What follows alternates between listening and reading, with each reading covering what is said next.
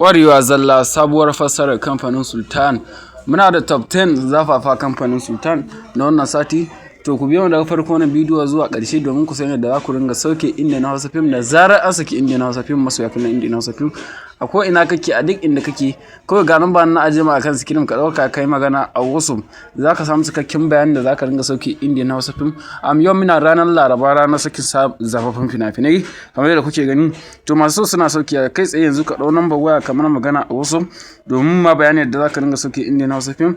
Muna ma ƙarin bayani muna da wani tsarin da in ka shige shi kullum zaka ringa samun Indian Hausa film ba tare da ka sha wahala ba ka je kana neme to kai tsaye kana so ka shiga wannan tsari to ka dau wannan number waya ga ta nan kan screen ɗinka ka mana magana a WhatsApp za mu ma bayani yadda zaka ringa sauke Indian Hausa film da ma dukkan wani film da kake da bukata to zaka yi tuntuɓa mu kan wannan number waya da ke kan screen ɗinka kamar haka. To idan yau ne farkon zuwan wannan channel din kar a manta a yi subscribe a yi like domin shine zai baka damar samun sababbin bidiyon mu da sababbin fina-finan mu da zarar an saki. To muna da top 10 zafafa da kamfanin Sultan Zalla ne wannan da ma dukkan wani kamfani da yake fassara to ka biyo mu daga kan wannan number domin ka samu kowane film da kake da bukata.